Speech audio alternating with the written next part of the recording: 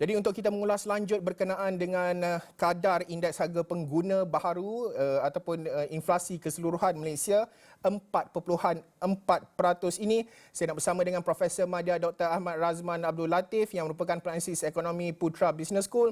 Doktor, bagaimana kita ingin memahami impak dasar monetary yang mula dilaksanakan menerusi MPC OPR sebagai contoh diumumkan bermula pada Mei lalu, dan adakah impaknya mula dirasai memperlahankan sedikit inflasi atau bagaimana pandangan doktor susulan daripada pengumuman hari ini? Ya, memang kalau kita lihat keputusan oleh Bank Negara Malaysia untuk menaikkan kadar OPR bermula bulan 5 dan juga sekali lagi pada bulan Julai, tindakan itu dilihat sebagai tindakan proaktif menaikkan kadar OPR sebelum kadar inflasi naik dengan lebih tinggi lagi. Dan apabila kita lihat kadar inflasi pada bulan Julai, walaupun meningkat kepada 4.4%, tetapi ianya masih lagi dianggap rendah berbanding dengan Singapura yang turut mengumumkan kenaikan inflasi 7% pada bulan Julai. Thailand juga sekitar 7.6%, dan Indonesia walaupun rendah lebih kurang 4.9, tetapi masih lagi tinggi daripada kita.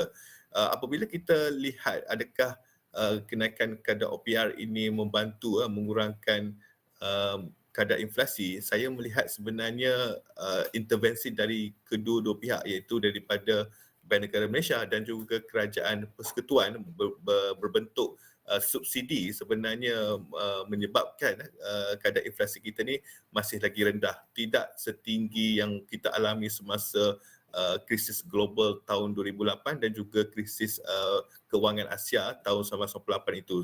Di situ saya lihat ianya peranan daripada kedua-dua pihak lah, Bank Negara dan juga Kerajaan Persekutuan. Ya. Doktor, melihat kepada angka yang diberikan oleh DOSEM di skrin pada ketika ini, makanan dan minuman bukan alkohol 6.1% pada Jun dan meningkat kepada 6.9%, menjadi penyumbang utama kepada peningkatan 1% berbanding bulan sebelum ini. Pandangan doktor berkenaan dengan langkah yang perlu diambil kalau kita lihat terutama dalam konteks makanan dan minuman bukan alkohol untuk meredakan inflasi pada ketika ini, doktor?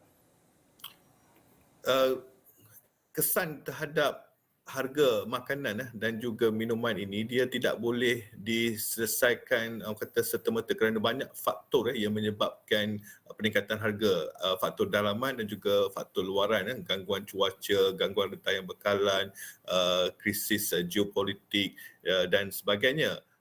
Tetapi apa yang kita lihat terutamanya di peringkat Kerajaan Persekutuan, satu contoh, kita ada pasukan tangani jihad inflasi, mereka lebih menumpukan kepada barangan tertentu yang dikawal harganya supaya tidak meningkat secara mendadak, seperti harga ayam. Kita lihat kerajaan masih mengekalkan keputusan untuk meletakkan harga kawalan RM9.40 sekilo itu untuk memastikan bahawa rakyat masih mampu untuk membeli barangan makanan ataupun minuman tertentu. Dan kita lihat juga usaha untuk meningkatkan bekalan minyak masak paket supaya peningkatan harga minyak masak botol dan sebagainya tidak memberi kesan kepada. Ya. Doktor, sudah tentu apabila kita bercakap soal makanan, minuman dan juga yang kita tidak boleh lari daripada isu subsidi. Pandangan doktor berkenaan dengan kerajaan pada ketika ini telah menyalurkan sekitar 80 bilion subsidi itu sendiri direct kepada pengguna.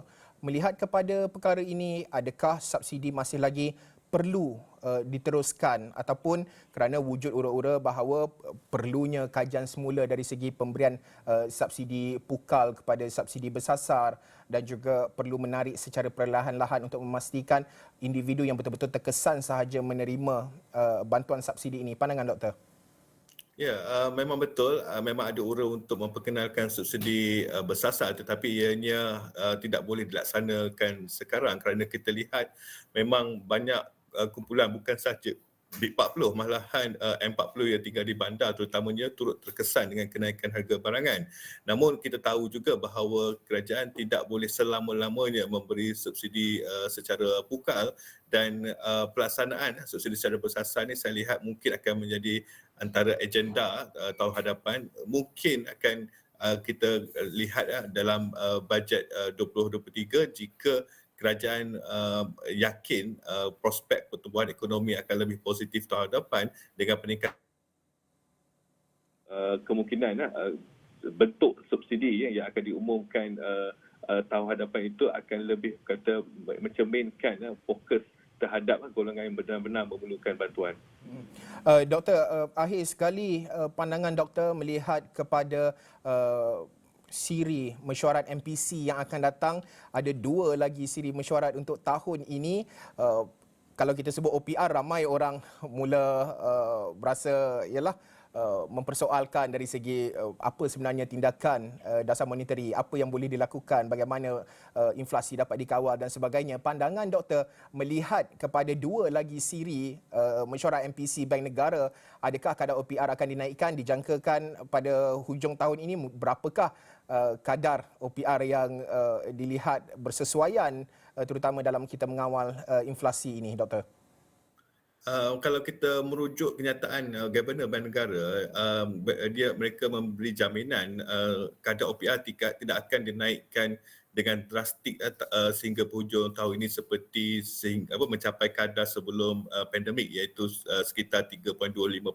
Ya. Tetapi kalau kita lihat kadar OPR sekarang masih rendah, mungkin ada satu lagi peningkatan bulan September ni 25 mata asas menjadikan OPR 2.5. Saya ingat itu yang paling maksimum lah Bank Negara akan letak untuk tahun ini kerana bergantung juga kepada faktor akhir tahun ni, prospek kata dari segi bekalan makanan, adakah kerajaan berjaya menyelesaikan beberapa isu jangka masa pendek yang berkaitan dengan harga barangan ini.